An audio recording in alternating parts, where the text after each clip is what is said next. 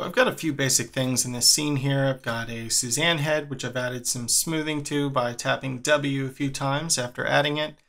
And then just a basic plane, which I've also added some smoothing to, and some cubes, which I've just scaled and stretched in various ways, and then just set it off into the back as a background. So to follow along, you may want to set up something similar.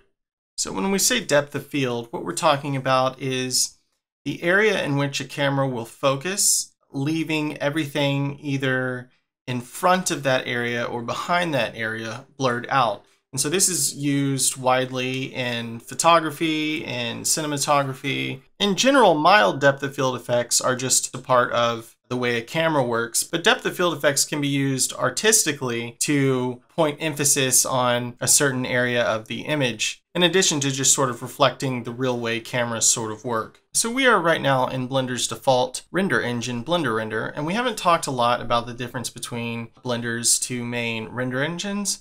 But if we click here, up top here we have Blender Render, and down here we have Cycles Render. And so I'm pointing this out right now to say that the way depth of field effects work in Blender Render is different from the way they work in Cycles Render. Luckily, since a format combines all of these into a single button, so whether you are in Blender Render or Cycles Render, you can use depth of field in the same way. But the first thing we want to do is just select an object to focus in on, and then down here in our Director's Chair menu, under Camera, we just click Focus Selected. So if I click Focus Selected here, you'll immediately see everything behind this Suzanne head gets a little blurred out. And it's a little hard to tell because this little camera view is a little small, but if we press the tilde key or Control up over this area, we can expand this and we can rotate the camera around, and it's a little easier to see the background being blurred out here. Under Camera, once we've pressed Focus Selected, we have the option to stop focusing, which will turn that off. And we also have this new focus value. So the smaller we make this focus value, the more blurred out the background will become. So you see as I raise that up, it gets clear. And as I lower it, it gets more blurry. If I keep it to something a little bit below 2, like this, and press G to grab the Suzanne head, and then press Y, which will constrain the Suzanne head to the y-axis. Notice that the farther away I make the Suzanne head go, the blocks in the background, which sort of look like buildings a little bit, get less and less blurred because the depth of field stays where Suzanne is. And so the focus is on Suzanne. So if I bring that to about right here, and then press my render button, here's our rendered image here, and we don't really see much depth of field going on because the depth of field is where the Suzanne head is, and now the Suzanne head is where these blocks are, so there's not really anything to be blurred out. I'll press go back, and then if we press G to grab and Y to constrain this to the y-axis and bring it up close like this, and press the render button, and we'll see the background becomes blurred because the depth of field is now up here where the Suzanne head is. Now, if we zoom in a little bit by scrolling my middle mouse button, you may notice that the front of this Suzanne head appears to be a bit blurred too. And why is that?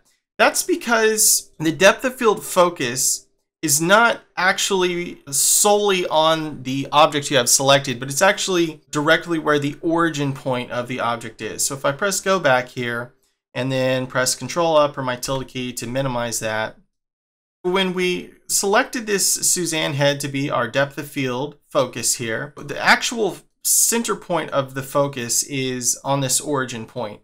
That's why a little bit of the front of the face gets blurred.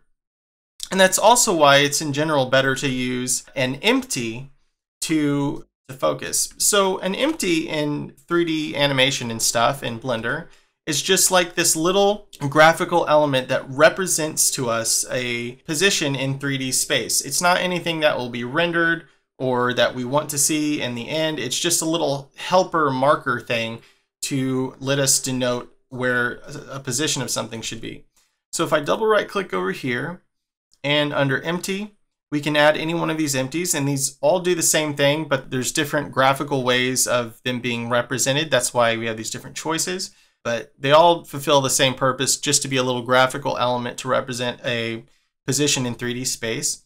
So we could just use this plane axis here. So what I'm going to do is just zoom in on here and then hold Alt and right click onto the Suzanne head, which will snap my cursor to a piece of that object's geometry. And then I'm going to select this empty and press T to bring up my tool shelf and press this button, which this will snap whatever you have selected to where the cursor is. So we do like that. Or you could have just moved that there manually. I just like to do it this way because it's a bit more precise.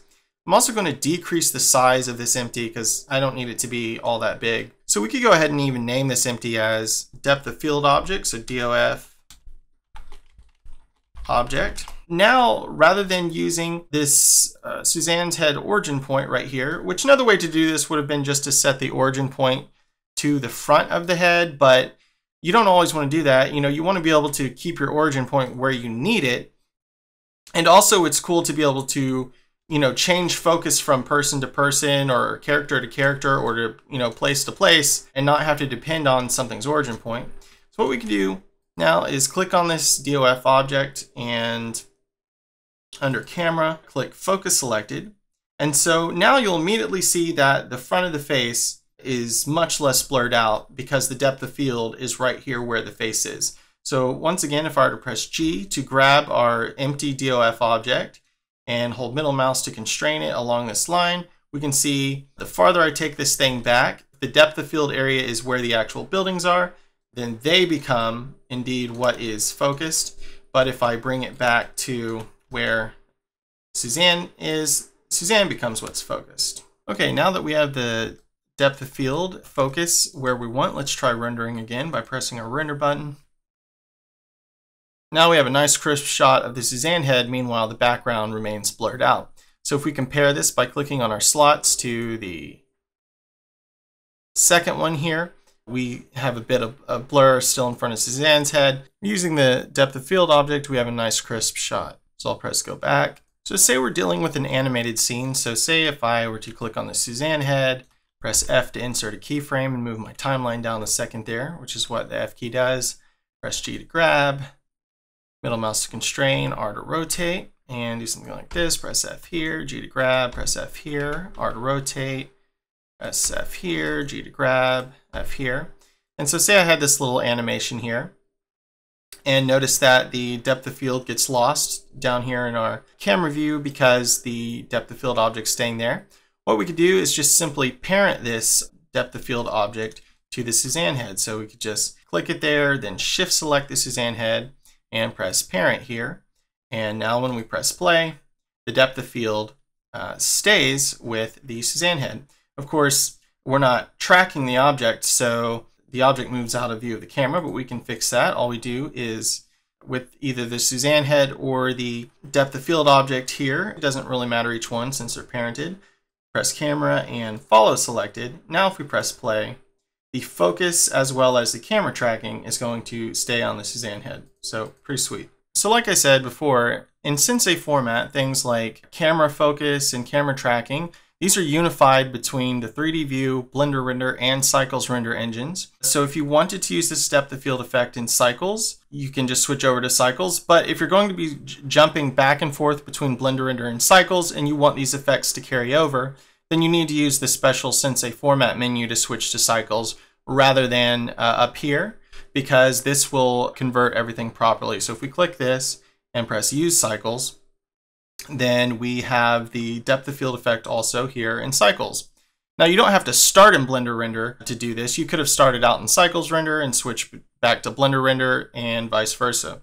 Doesn't really matter any way you go. The big advantage of using the depth of field effect in Cycles is that if we were to press our render preview button here, we can actually get a live update while doing a render preview of what the depth of field effect looks like in our render preview. Whereas if we're in Blender Render, we have to actually render out the entire scene to see what that will look like.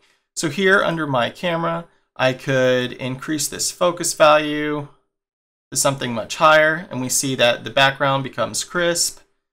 And if I go ahead and drag that back down real low, it's going to get, very blurred out like that. Of course, we could also render this in the same way we're rendering our Blender Render image. So that's about it. Hope you've enjoyed this video and give these techniques a try and see what kind of cool stuff you can make.